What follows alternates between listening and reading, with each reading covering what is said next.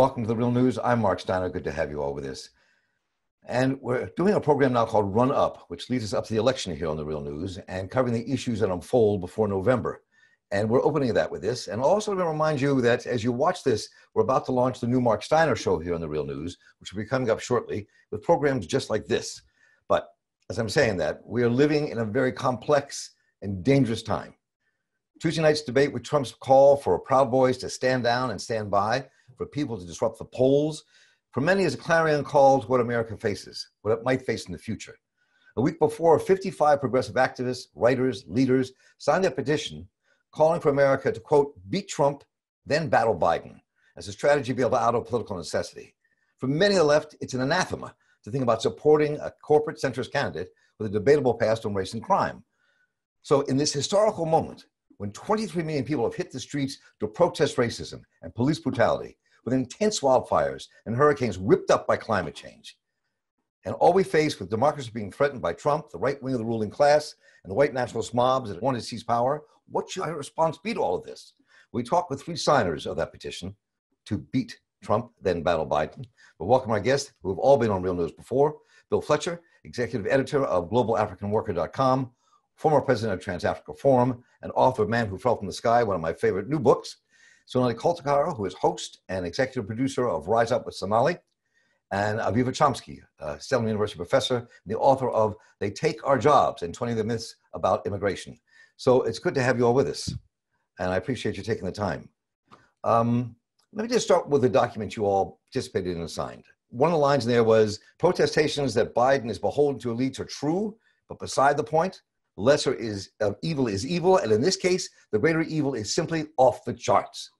So let's talk about how that plays out. I mean, many activists, I was talking to my youngest daughter, who's in her 20s, and Erica Blount, our producer, was talking to hers. They feel the same way, and many other people that I've been in conversation with find it impossible to support Biden. They just think they can't do it. They say he's a capitalist, a corporatist, that he was always wanted to lock them up and throw away the key, and that how can they trust him? How can he be the one that we put our faith in? And so, in all these years, people will say, we heard that when Nixon ran, we heard it when Reagan ran, we heard it when Bush ran. The real danger lies ahead. So don't vote green, don't vote third party. So what is the convincing argument beyond being in a blue state where people voting green can feel safe? What is that convincing argument? Bill? Using the argument that you just said, the left should have sat out World War II, Mark. Okay, go ahead. I mean, really, let's be real. I mean, if people, to its logical extension, let's look at who was involved in World War II. I mean, we weren't talking about paragons of virtue. There was a recognition, however, on the planet of the planetary danger. And what we need to be looking at in the United States is not abstraction. This is not some vote on American Idol. This is a vote basically between progressive forces and a right-wing populist movement. And that's what I think your daughter and other friends should recognize, that this is not about individuals. This is not like, well, if we don't vote, we'll just have a sort of conservative but nerdy regime. No, we're looking at someone who is actively supporting armed fascist gangs. And you can't say that both sides are doing that. You talk about what exactly the Trump forces are doing and what they represent. And what I think your daughter and other people have to be clear is that what Trump is doing, and he did it just recently with his attack on Somali refugees, is he's making this election about race. This is about race, and it's about scaring white people. So this is not about, I'll take a pass and wait for the next time. There may not be a next time. So, Sonali, I'm curious that as you jump into this, I mean, the audience you speak to is an audience of many people on the left, many revolutionaries and radicals on the left, right? You mentioned there's a lot of people on the left who don't support Biden. I don't support Biden. I don't support Biden. I can't support Biden because supporting him means getting behind him. I see Biden as a means to ending Trump and Trumpism.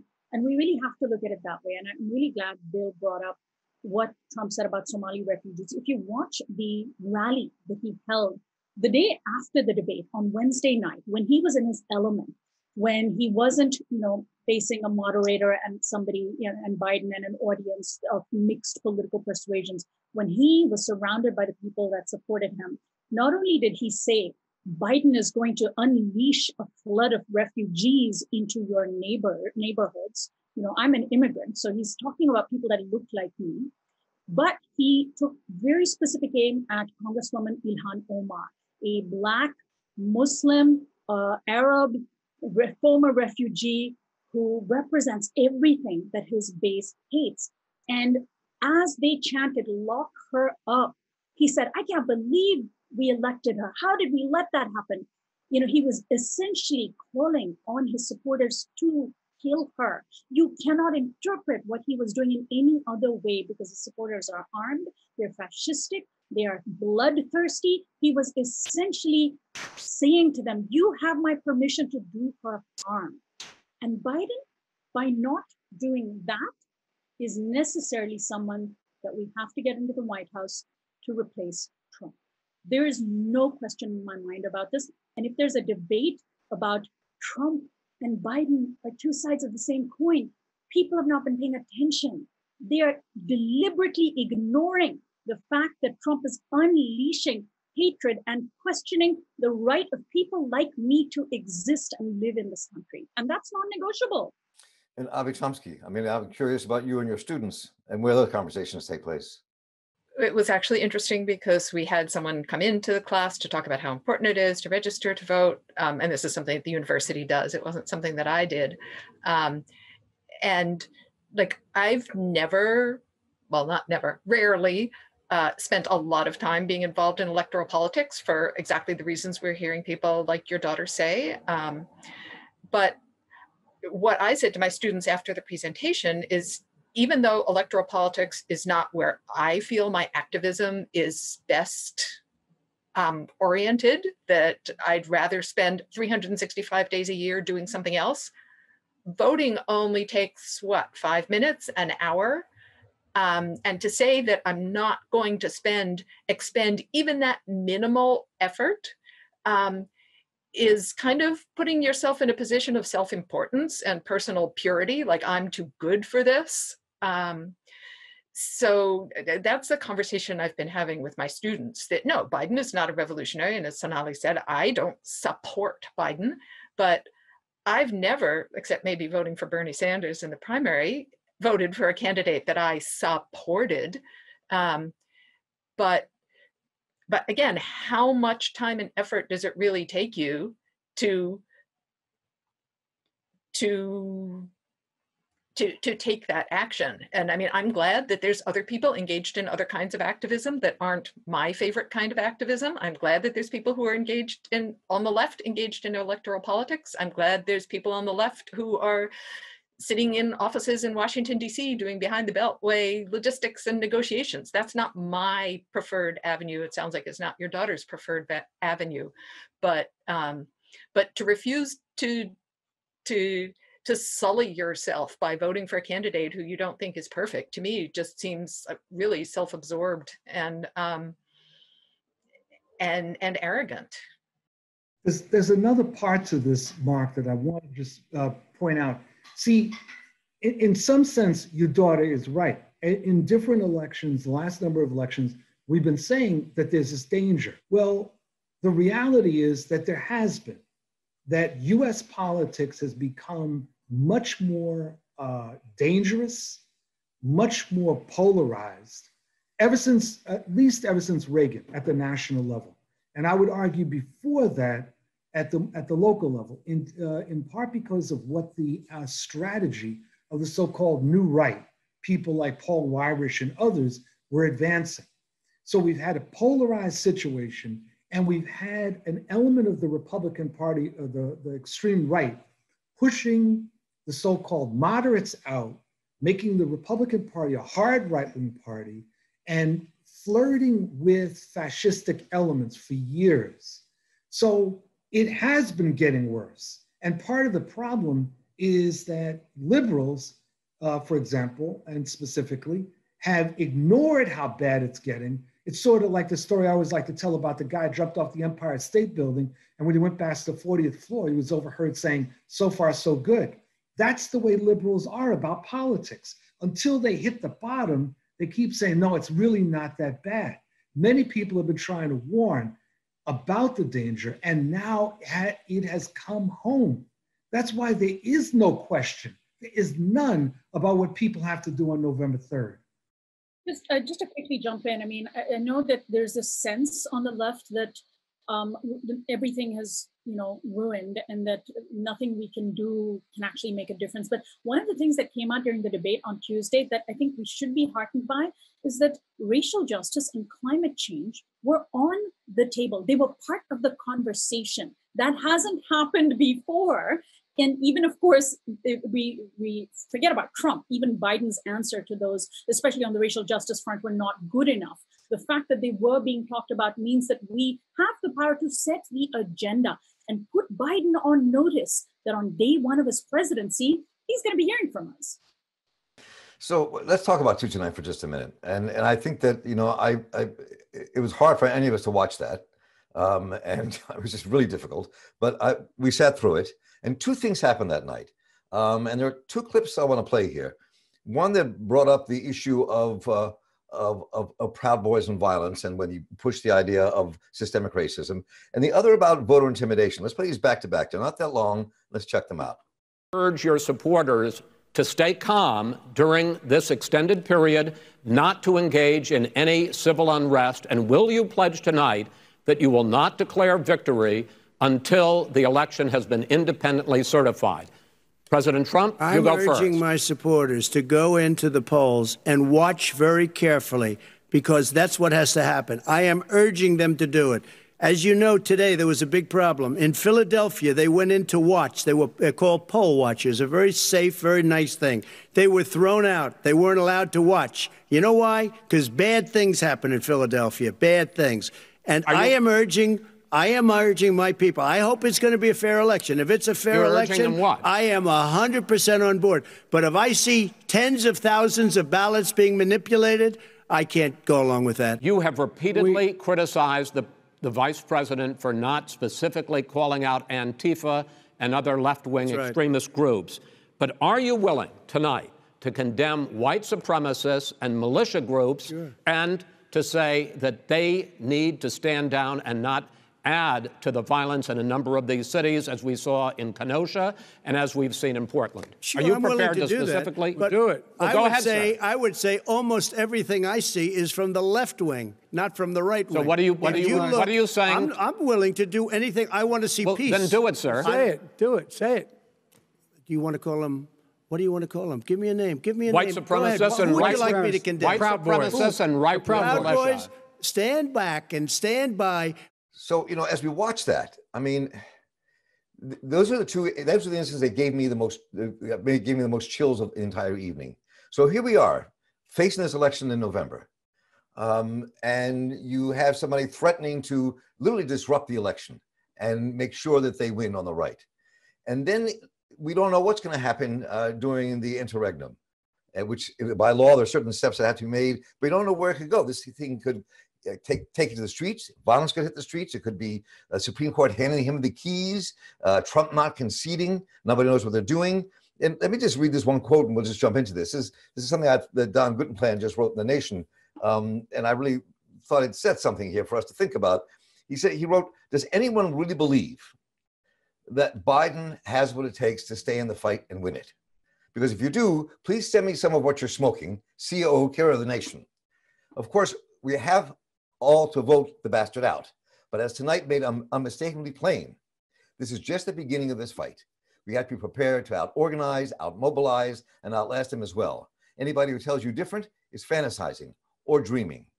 So if that, in fact, is real, what he's saying, then what do we do after this, no matter what happens? I mean, we don't know what's going to happen with this election.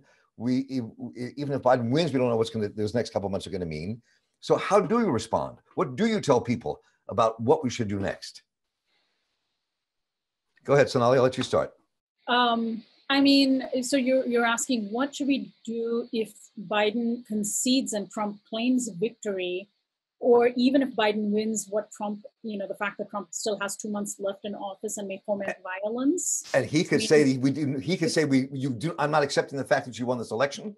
Right. There could be millions of people on his side in the streets and millions of people on the other side in the streets. We really don't know what is going to happen. I don't think we'll have millions of people from his side in the streets. We'll have thousands possibly, and they will be armed. And so, of course, they will be equivalent to many more, just by sheer virtue of being armed. It is going to be a scary time. I think we should be preparing ourselves. I talked to my 2 young children. I talked to them very openly about what the dangers are that Trump represents. We talk about staying safe, especially as people of color. We need to stay safe, and we know that we're under greater risk, but we also talk about the importance of standing up to bullies, right? And that's basically what this is Trump being a bully. And I also want to address the fact that Trump has not just unleashed existing underlying racism in this country. We've always had that. He's sort of woken that up, but he has whipped up more than there was. And I think it's important for us to understand he hasn't just taken advantage of existing racism. He has generated greater racism and hatred because he's very skilled at manipulating people, and the propaganda he spews is very effective. And so we're going to be fighting an information war. We're going to be possibly fighting a real war on the streets, which, all our cities could be like what has been playing out in Portland and Seattle. And we do have to be prepared. And it's going to be scary. And I don't really know if there's a clear path out of that, but we cannot back down. And I'm also wondering, really, if Biden's backers, especially all those former national security intelligence officers that signed on to back him, if they're going to accept this, frankly. I mean, George W. Bush and Colin Powell and Cindy McCain and George Conway and all these Republicans against Trump, I don't count Mitt Romney anymore, by the way, he's off, if they're going to allow it either, because I think they're sort of seeing the writing on the wall. But curious, what we mean, obviously, about we won't allow it to happen. I mean, how does that happen? I mean, maybe I'm making too much of this, but to me, watching this and watching the history of this, I remember from 1968 when we were voting the streets against Nixon and Humphrey to this moment. There has never been a moment like this.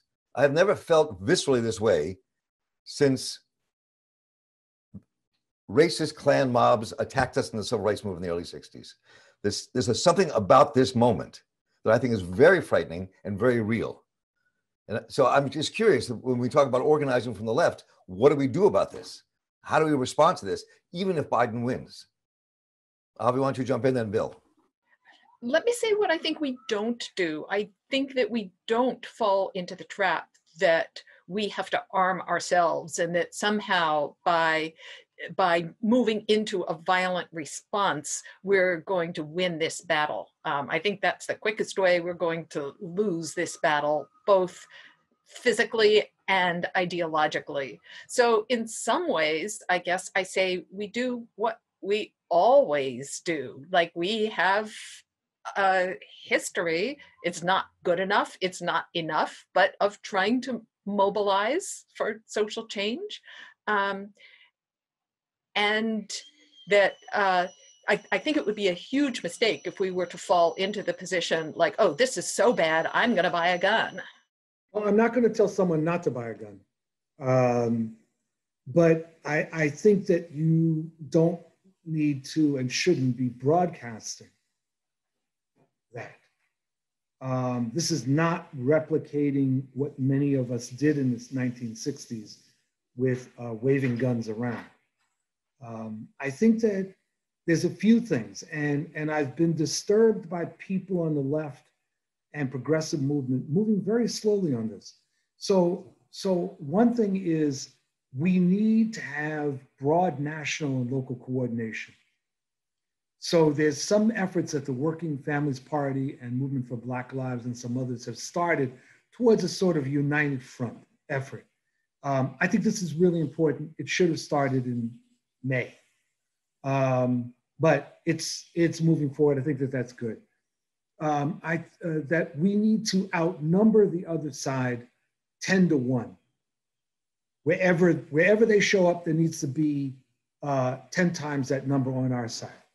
And by the other side, I'm including both fascists as well as DHS, right? And we've got to understand that the DHS folks may be deployed, but they're not going to feel very good if we're outnumbering them. And that outnumbering has to be with good, disciplined organization. As Machiavelli pointed out, a small disciplined group can defeat a mob anytime. So we don't need mobs, we need well-organized masses. So one of the things that, with various mass democratic organizations like unions, is that they should be collecting volunteers. We should make sure that people can get their vote safely to the polls or to however they're going to be voting. I think we also have to have a plan, depending on the scenario, to shut the country down if Trump loses and decides not to leave. And I think that the historical lesson is found in the Cat Putsch of 1920, when the German right attempted a coup. And basically the working class said no. And they shut it down, and the putsch fell apart. The French right in 1961 carried out a coup after, they called it the mutiny against de Gaulle. Again, the working class and other sectors said, not going to happen. And the thing fell apart within 4 days. So there's that. Now, the police and the military are very interesting questions. I suspect the military is going to be split. I think the indications we have is that the top brass do not want to follow Trump over the edge. And I think that they're probably being very influenced by hearing people like Colin Powell and others saying, watch it, buddy. Now with police, it's more complicated because of a higher level of infiltration by the right and the sort of roguish nature of many of the local police departments. So we don't know what's going to happen.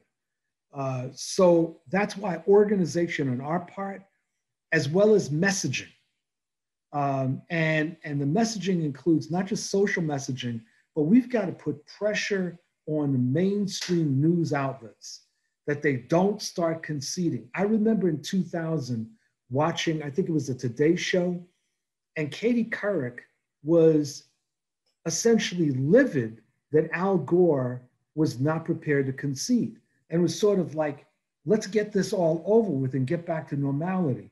And we've got to make sure we do not have mainstream commentators doing anything that approaches that. Rounding this out and coming back to the document that you all signed, imploring people to realize what we're facing here in terms of this potential real fascistic world that we're seeing and the rising, and what the consequences could be. I'm going to come back to where you just left off and pick up what really does happen after all of this. I mean, if you, it is real. I mean, I have a little personal anecdote. I mean, I have a grandson in the Army. He says soldiers are really split around this issue that he's in the Army with. And I know the fact about the police. And so these are, we talk about arms, these are armed groups that can confront us in the streets if we're in the streets saying no. And I think we are at a real precipice in this country. There is no real cohesive left movement that's unified, whether it's from the unions or parties of old. They don't exist. They don't exist in that kind of unified power. So the question is, what does happen next? I mean, how do you, this would be a broad piece between centrist liberals like Biden all the way over to folks who have been battling for a more racially, economically, and socially just society, period. And so I'm curious, as you saw this document, talk to people about where we go next. What does this fight take us? It's not going to end with Biden, which is why you say, dump Trump, beat Trump, battle Biden. I completely agree with what I've just heard being said by all of you about the kind of existential threats that we're being faced with by Trump. But that's not the only existential threat we're being faced with right now either. That is, we're looking at climate change, and even bigger than climate change, at some analysts are calling planetary boundaries. That is, it's not even just climate change. It's more than climate change, where we are very rapidly exceeding the limits of the planet to sustain life. We're facing crises of inequality. We're facing crises of U.S. foreign policy, war. We're facing crises of hunger, coronavirus. I mean, so, another danger that I see facing us on the left ahead is kind of what happens in every election. Like, we mobilize around the lesser of two evils, and then when they win, it's like, they won, we're done. So I think that was also a big part of what we were trying to say with this letter, is that the only thing that's going to make Biden better than Trump in the long run is us staying mobilized. And, Sonali was saying that, yes, some of these issues at least came up in the debate while Biden didn't give very good answers. Again, there are so many forces against us, but if we are able to achieve the kind of organization that Bill is talking about, we also have to keep that after Biden is in power, and not just say, okay, now we did it, we're done. I feel like it's also important, for journalists like myself and activists to make clear that Biden winning and Trump losing the election doesn't mean Trumpism goes away. The entire infrastructure, the Republican Party, everyone who claims allegiance to Trump is tainted. And we need to make it very, very clear. And I think this is very important for the long-term fight against fascism. We don't defeat fascism by just defeating Trump. He has unleashed something so dangerous that we need a long-term vision to battle Trumpism. And every Trump loyalist, everybody who has enabled him, from the governors of, Republican governors of the state to senators who have given him a pass on the white supremacist dog whistles or enabled it, they need to be called, the Republican Party needs to be relabeled the party of Trump, and the word Trump needs to be made such a dirty word that it no longer holds any sway. And we just will not tolerate it anymore. And I feel like that's important for us to draw that line in the sand, because, I feel like, what Biden is promising and not promising, these are good problems to have, and we don't have those problems yet. In January, we may luxuriate in the, knowledge that we get to push Biden to the left, but we also have to be on notice that Trumpism doesn't end when Trump leaves the White House. And that movement he has unleashed is very scary, and they need to be pushed back into the shadows. Their views need to be made deeply unpopular and unacceptable, and we cannot allow it to be tolerated anymore. If you wear Proud Boys insignia or Boogaloo Boys or anything, you should lose your job. You should be excoriated from society. You should become a persona non grata. You wear a MAGA hat in public, you should be spat upon. Maybe not literally, but so it should. And I think that's so important, because I feel like the left isn't getting this. It's scary. It's very, I'm up at night worrying about it, about the future for my children. And, not just climate change problems, but the fact that there are crazy right-wingers with guns who could just confront us. I was going to say, when you think about what some of the roots of this are, people say it's a failure of democracy. I say it's a failure of capitalism to answer the questions that people want to have answered. It's a failure to deal with the crises that people have in people's personal lives. It gives rise to both the left, but also gives rise to racist right-wing movements who are also frustrated in profound and racist ways. So, and we'll go back to this again. If we're seeing this major divide, and it's all because of that failure, no matter how it comes out in January, those groups are armed, those groups are dangerous, and those groups are very real. And they're not backing away. Well, see, I sort of disagree with something you raised, Sonali, earlier. I look at the moment we're in, and I've said this before, as equivalent to the picture of Dorian Gray. And that what Trump has done has been to pull the picture of Dorian Gray out of the closet. And now we all see it. And this is a picture that started being painted in 1607. And it is one hell of an ugly picture. But over time, we've mythologized this, and at different points, we have thought that we got over the initial illness. But we didn't. And the picture has gotten uglier and uglier. And what has happened at different points is that liberals particularly, but also conservatives, have tried to deny that this picture is still in the closet, and has suggested that we have overcome these things. We haven't. Trump opened the closet door and said with pride, look at the damn picture. That's us. That's what we're grappling with, Mark, which is one of the reasons that the battle over history becomes very important.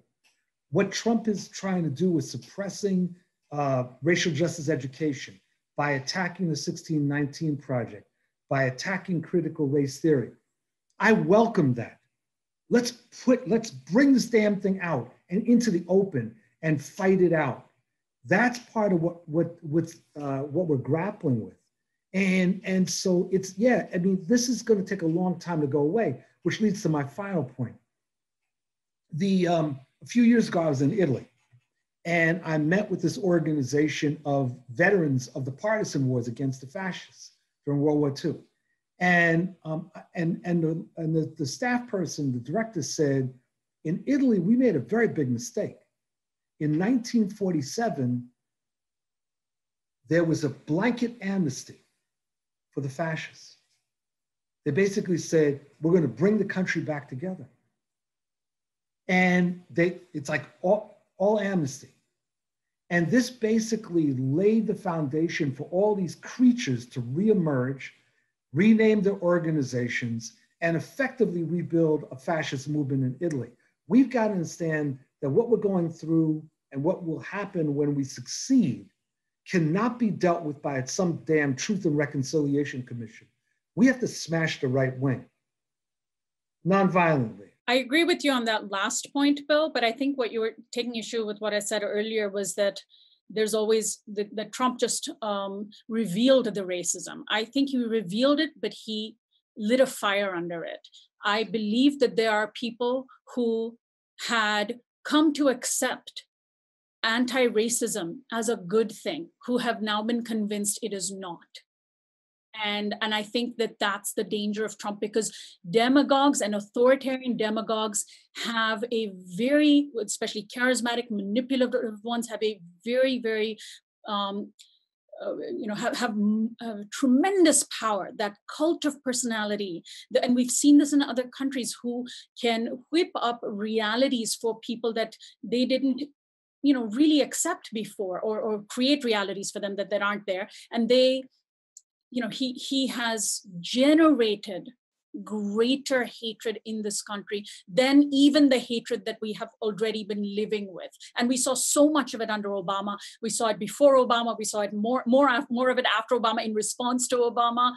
And it came to a head with Trump, and Trump's election in the last 4 years, it's gotten worse and worse and worse. And they're getting bolder and bolder and bolder with their racism. I think that's my opinion. I think that deep depth of racism has always been here, and I think it's really deep, and it's not, people don't realize how deep it is embedded in the consciousness of people of this world and the nation because of Dorian Gray in 1607. I mean, and what that means. And let me close with this, since we talk about history. If we are in a moment that I always put as akin to 1876 and 77. When they killed Reconstruction and the experiment in real democracy in the South, and the battle that took place around that after the Civil War, that led to 90 years of abject terror against the Black world, that led to the incarceration of Native Americans on reservations, that was where the major efforts were killed to kill the nascent growing labor movement. All that kind of erupted and was allowed to happen because of what happened in 1877. If we look at 1932, when we talked about Germany a moment ago, Bill Fletcher, I mean, for me, that moment was also about how the broad spectrum of people who despise the Nazi movement could not come together in a unified form to say no. So if we, in some senses, are facing a 21st century version of those of the 19th century and 20th century examples I gave, then we really have to step back and think about how dangerous what it is we're facing, and how we come together and what we do. And we know Biden's not going to be up to the task, as you said in your document. He's not up to the task to do it. So it's up to us to do it. So let's leave with that historical analogy and talk about, again, pushing a little further and harder about when there is no mass organization to stand up to that. Where do you think the fight, either to push Biden or stop Biden, or not allow the right-wing forces to take hold in the streets, goes? But I don't think the premise is correct that there's no organization. I think that there are plenty of organizations. The question is whether they will coordinate, right? And whether they will elaborate a strategy and tactics that is relevant to this particular moment. There are unions. There are environmental justice groups. There are immigrant rights groups. There are a lot of groups that are out there. But we've got to understand the urgency of this moment and not assume that this is somehow going to be resolved without the direct intervention of millions of people. So that's the thing. I would say to everyone that is a member of an organization, like if you're a member of a union, you need to get your damn union involved in this, right? This is not about just sitting back and saying, well, our union only deals with wages, hours, and working conditions, right? If you're involved in the environmental justice movement, you got to get that organization engaged in this. And in the next several weeks, it's registering people, making sure that people are protected, and outnumbering the right 10-1 every time those folks show up. It's doable. I agree with your optimism, by the way. I think it is doable. I think also, obviously it means that people have to, when this election takes place and they bring their poll watchers in, we have to have people to protect the voters and stop them from doing it. It cannot just be allowed to happen. So there's a joke in Latin America. Why has there never been a coup in the United States? Because there's no U.S. embassy there. So, I mean, Latin Americans have a long history of mobilizing against coups, and they often lose. And the main reason they often lose is because the United States intervenes. So just to add to your optimism, there's no United States out there waiting to crush us if we do turn out in the streets like Bill suggested. Sonali? I agree with what Bill said, needing there to be a mass mobilization. And I actually think a lot of it is happening. I mean, there have been already more than 1 million votes cast in the election, which is really heartening. And people who identify as Democrats are sending in their votes by mail in much larger numbers than Republicans, which is freaking out the Republicans. One of the things that I know people have worried about is that Biden doesn't have a door-to-door operation, but the Trump people do. So they're apparently registering new voters. Not sure, how much of an effect that's going to have. But yeah, there was only one way to beat the close votes in the swing states and the misinformation that Trump is going to be spewing, which is just vastly outnumber them. And we are many and they are few. We were many compared to their few in 2016, when so many millions of Americans who were left but didn't like Hillary Clinton didn't vote for her, and she still got 3 million more votes than Trump. And this time around, I think I really, I'm worried about being optimistic because we can't rest easy. But so far, there are some signs that we're going in the right direction, but we cannot rest. We can't rest on our laurels. And there are big sort of mainstream-ish, left-ish groups like Move On and Indivisible that are mobilizing, that are organizing, they're calling upon, they have plans in place for what to do on election day or beyond if Trump doesn't concede. And, people should get involved. They should absolutely get involved, even if they're a Biden-loving Democrat. And in fact, on that, I think we should be engaging the Biden-loving Democrats to be in this together and say, I disagree with you on Biden, and we'll start arguing on January 22nd, 2021. Right now, let's be on the same team.